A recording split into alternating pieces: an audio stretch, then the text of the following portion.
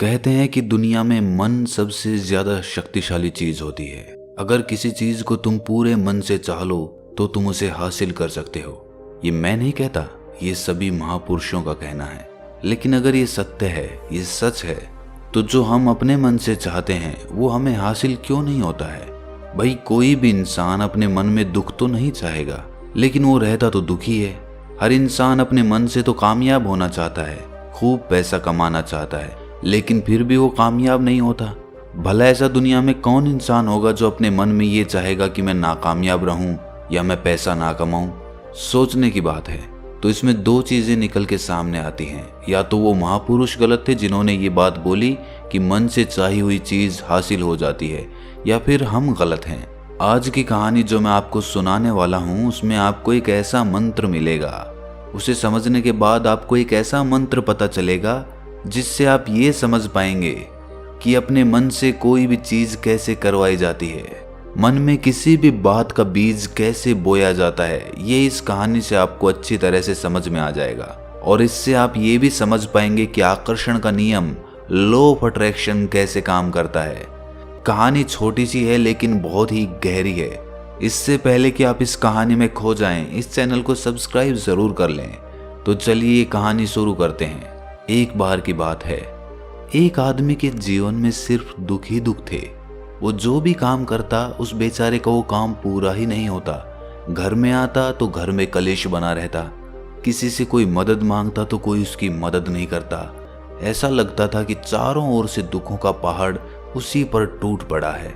उसे समझ नहीं आ रहा था कि मैं इन दुखों से पार कैसे पाऊं। वो दिन रात यही सोचता रहता कि अपने दुखों से छुटकारा कैसे पाना है।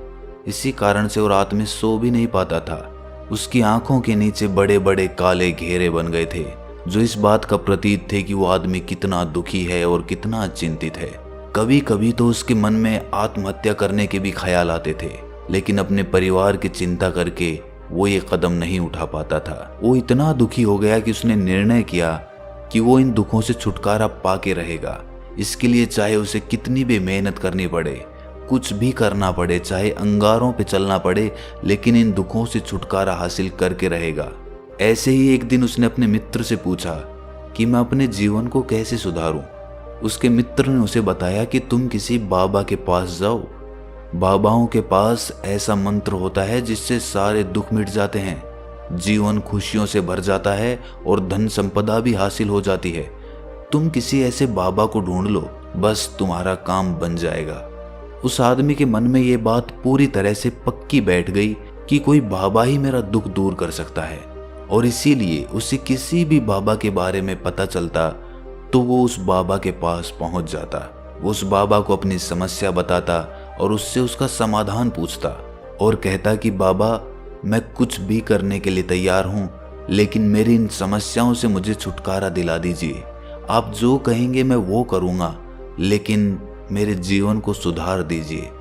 बाबा उसे कुछ टोने टोट के बता देते थे करने के लिए, और बदले में दान दक्षिणा ले लेते थे कि ये टोना टोटका करने के बाद तुम्हारे घर में सुख शांति बनी रहेगी, बस इस टोटके को पूरी विधि के साथ करना।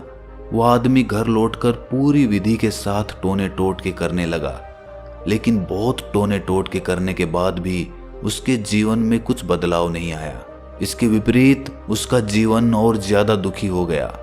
जो भी बाबा उसे टोना टोटका देता था वो बदले में उससे दान दक्षिणा लेता था, जिससे उसका धन भी धीरे धीरे खत्म हो रहा था। इससे उसके जीवन में दुख और ज्यादा बढ़ गए। तब उसे लगा कि बाबाओं के पास जाने से तो मेरे जीवन में दुख कम होने की बजाय बढ़ते ही जा रहे हैं, तो मुझे क्या करना चाहिए? बाबाओं के पास जाऊं या ना जाऊं? फिर एक दिन एक आदमी ने उसे बताया कि तुम अपने घर में किसी पंडित को बुलाकर हवन करवा लो। हवन होगा, घर शुद्ध हो जाएगा। कोई भी बुरी ऊर्जा होगी घर में तो वो घर से बाहर चली जाएगी। किसी पंडित को बुलाकर पूरे विधि विधानों से मंत्रोच्चारण कराओ और हवन कराओ, जिससे घर में सुख शांति आए। उस आदमी के मन में ये बात बैठ गई और उसने एक पंडित को अपने घर पर बुलाकर हवन करवा दिया। हवन अच्छी तरह से संपन्न हुआ। बदले में पंडित ने भी अच्छी दान दक्षिणा ली और उसके बाद वो वहां से विदा हो गया। लेकिन कुछ दिनों के बाद उस आदमी को महसूस हुआ कि उसके जीवन में अब भी कोई बदलाव नहीं आया है। अब वो आदमी पूरी तरह से दुखी हो गया और ज्यादा परेशान हो गया। अब तो उसे लगने लगा था कि मेरे जीवन में से दुख कभी खत्म ही नहीं होंगे। और यही सोच सोच कर उस आदमी का बुरा हाल हो गया था। फिर एक दिन उसे अपने मित्र से एक ऐसे बाबा के बारे में पता चला जो समाधान बताने के लिए कोई दान दक्षिणा नहीं लेता था। उस आदमी को लगा कि ये बाबा दूसरे बाबाओं की तरह नहीं हो सकता, क्योंकि ये दान दक्षिणा तो लेता ही नहीं, और अगर दान दक्षिणा नहीं लेता तो ये सच में कोई सिद्ध बाबा होगा।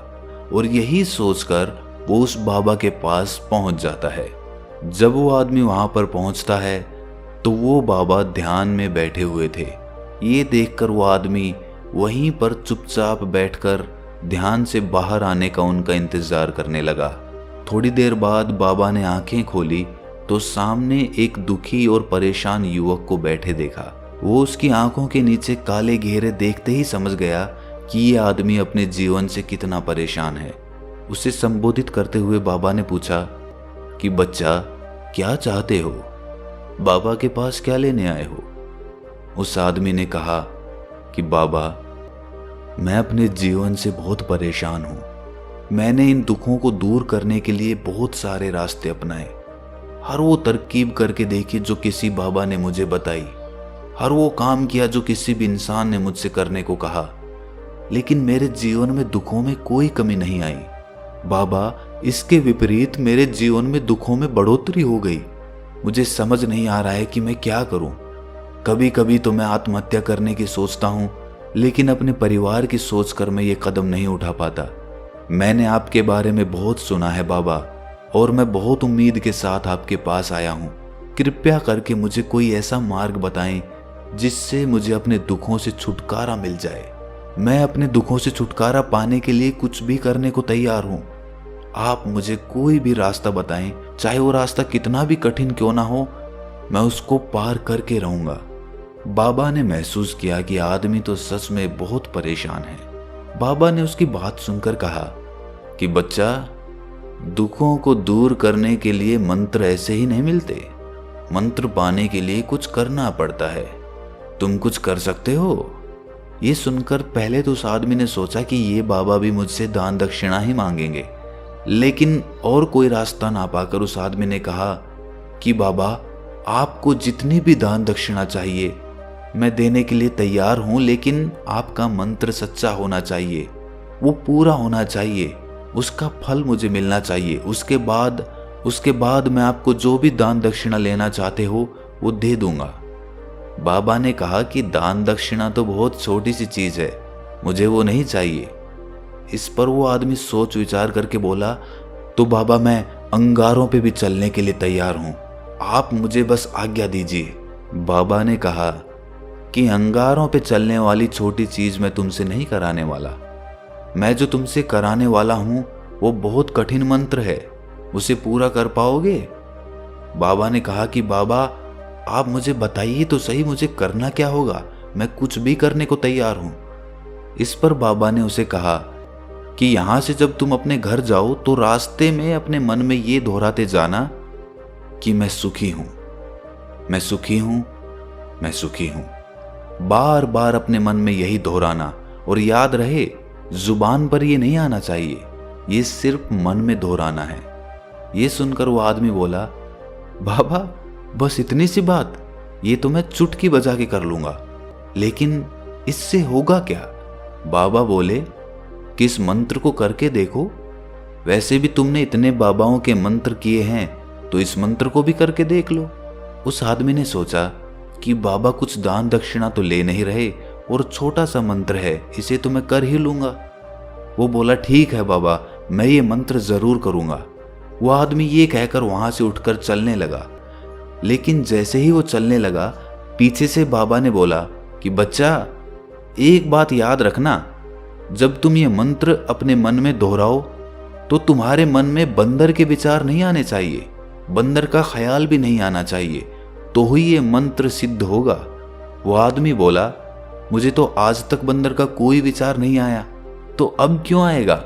आप चिंता मत करिए बाबा, मैं बस मन में यही दोहराऊंगा कि मैं सुखी हूं, मैं सुखी हूं। इसके अलावा बंदर का कोई विचार मेरे मन में नहीं आएगा। ये कहकर वो आदमी वहां से चल दिया। वो अपने मन में मैं सुखी हूँ, मैं सुखी हूँ ये दोहराता हुआ थोड़ी दूर ही चला था कि उसके मन में अचानक बंदर का ख्याल आ गया। बंदर का ख्याल एक बार आया और चला भी गया, लेकिन उस आदमी ने सोचा कि आज तक तो मुझे बंदर का कोई विचार नहीं आया, ये आज बंदर का विचार क्यों आ गया। और ऐसे करके उसने उस बंदर के विचार को पकड़ लिया। वो ये भूल गया कि मुझे क्या मंत्र दोहराना है और वो बंदर के बारे में सोचने लगा।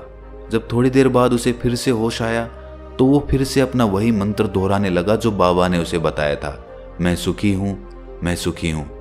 लेकिन अचानक से उसे सामने एक बंदर दिखाई दिया और ये देखकर उसके मन में फिर से बंदर का विचार उठ गया और वो अपने अंदर से इस विचार को बाहर फेंकना चाहता था। वो चाहता था कि मेरे अंदर किसी भी तरह बंदर का विचार ना आए, लेकिन उसे तो सामने बंदर ही दिखाई दे गया। ऐसे ही जद्दोजहद करते करते वो घर पे पहुंचा और घर पे पहुंचने के बाद अपनी पत्नी को कहा कि हे बंदरिया, मुझे खाने में बंदर परोस दो। और जब उसे एहसास हुआ कि उसने क्या बोल दिया तो वो अपने बाल नोचने लगा। वो दीवारों में सर मारने लगा कि आज तक मुझे बंदर का कोई विचार नहीं आया और आज मुझे ये क्या हो गया है कि मुझे हर जगह बंदर ही बंदर नजर आ रहे हैं, ये कैसी माया है। यही सोच सोच कर वो आदमी रात भर सो नहीं पाया। रात भर करवटें बदलता रहा और सुबह उठकर सीधे उसी बाबा के पास पहुंच गया और उसके चरणों में गिरकर कहा कि बाबा, पता नहीं क्या चमत्कार हो रहा है, आज तक मुझे बंदर का कोई विचार नहीं आया, लेकिन कल से जब से आपने मुझसे कहा कि बंदर का विचार नहीं आना चाहिए, तब से मुझे हर जगह बंदर ही बंदर नजर आ रहे हैं। उस आदमी ने कहा कि बाबा, मुझे तो आपके पीछे पेड़ पर बैठा हुआ बंदर भी केले खाता हुआ दिखाई दे रहा है, ये हो क्या रहा है बाबा। ये सुनकर बाबा हंसने लगे। बच्चा, मन का जाल एक ऐसा जाल है जिसे समझ पाना इतना आसान नहीं है। बंदर तो तुम्हारे रास्ते में पहले भी आते थे। जब तुम मेरे पास आए थे तो इन्हीं पेड़ों पे ये बंदर घूम रहे थे, लेकिन तब तुम्हारे ध्यान में ये बंदर नहीं था, तब तुम्हारे ध्यान में सिर्फ अपने दुख थे। इसके बाद बाबा ने उसे बताया कि बच्चा, हम जिस चीज से भी दूर भागना चाहते हैं वही चीज हमारे मन में बहुत गहरे में प्रविष्ट हो जाती है, वो हमारे अंतर मन में समा जाती है। असल में हम जिस चीज से भी छुटकारा पाना चाहते हैं उससे छुटकारा इसीलिए पाना चाहते हैं कि वो हमारे साथ बहुत गहरे से जुड़ी हुई है, और हम जितना ही उससे छुटकारा पाना चाहते हैं वो उतनी ही गहरी हमारे मन में बैठती चली जाती है और आखिरकार वो हमारे अंतर मन में छा जाती है। ऊपर से तो हम चाहते हैं सुखी होना कि मैं सुखी हूँ, सुखी हूँ, हमारे होंठ भी यही बोलते रहते हैं, लेकिन हमारे मन में दुख समाये होते हैं। हमारे विचारों में, हमारे मन में हमें दुख ही दुख दिखाई देते हैं। इसीलिए अपनी जुबान से बार बार ये बोलने से कि मैं सुखी हूँ, मैं सुखी हूँ, हम सुखी नहीं होंगे जब तक ये मंत्र हमारे अंतर मन में प्रविष्ट नहीं होगा। इस पर उस आदमी ने पूछा कि बाबा, लेकिन ये मंत्र हमारे अंतर मन में प्रविष्ट कैसे होगा। ये सुनकर बाबा ने कहा कि बच्चा, अपने दुखों से लड़ना बंद कर दो। जब तक तुम अपने दुखों को दूर करने की सोचते रहोगे तब तक वो दुख तुमसे चिपके रहेंगे, तब तक वो दुख तुम्हारे अंतर मन पर अपना राज जमाए बैठे रहेंगे। और जिस दिन तुम उन दुखों के बारे में सोचना ही छोड़ दोगे, उन दुखों से छुटकारा ही नहीं पाना चाहोगे, उसी दिन से तुम्हारी जिंदगी से दुख गायब हो जाएंगे। क्योंकि किसी भी चीज से छुटकारा पाने के लिए हमें उस चीज के बारे में सोचना पड़ता है, और हम जितना ही उस चीज के बारे में सोचते हैं वो उतनी ही गहरी हमारे मन में प्रविष्ट होती चली जाती है। हम अधिकतर समय दुखों के बारे में ही सोचते हैं। हम यही सोचते हैं कि हमारे जीवन में दुख है और हमें इससे छुटकारा पाना है। इसी वजह से बार बार सोचने से वो दुख हमारे अंतर मन में प्रविष्ट हो जाते हैं और हमें एहसास भी नहीं होता। इसीलिए अगर तुम दुखों से छुटकारा पाना चाहते हो तो दुखों से छुटकारा पाने के बारे में सोचना छोड़ दो। तुम्हें दुखों से छुटकारा मिल जाएगा। अक्सर आदमी धूम्रपान छोड़ना चाहता है, शराब छोड़ना चाहता है, सुबह अपने आप से ये वादा करता है कि मैं कोई भी गलत काम नहीं करूंगा, लेकिन शाम को जब लौटता है तो नशे में चूर होकर लौटता है। ऐसा क्यों होता है कि जो हम सोच रहे हैं वो पूरा कर ही नहीं पा रहे हैं? असल में हम उस चीज को बहुत ज्यादा तवज्जो दे रहे हैं, उस चीज को बहुत ज्यादा अहमियत दे रहे हैं। जब भी हम उस चीज को छोड़ने के बारे में सोचते हैं तो हम उसकी इम्पोर्टेंस यानी कि विशेषता और ज्यादा बढ़ा देते हैं। हमारा मन उस चीज के बारे में जितना ज्यादा सोचेगा, शराब या धूम्रपान छोड़ने के बारे में जितना ज्यादा सोचेगा, हमारा मन उतना ही उस चीज के पीछे ज्यादा भागेगा। हमें उस चीज से लड़ना नहीं है, बल्कि बिना सोचे गुजर जाना है। और अगर इस मंत्र को हम समझ लेते हैं तो हम अपने जीवन में जो भी पाना चाहते हैं उसे अपने अंतर्मन में डाल सकते हैं। और एक बार वो लक्ष्य हमारे अंतर्मन में बैठ जाता है तो फिर सफलता पाने में कोई समस्या नहीं आती, कोई दिक्कत नहीं आती। तो दोस्तों, कैसी लगी आपको ये कहानी कमेंट सेक्शन में ज़रूर बताएं, और अच्छी लगी तो इस चैनल को सब्सक्राइब करना ना भूलें। तो मिलते हैं अगली कहानी में, तब तक के लिए अपना ख्याल रखें।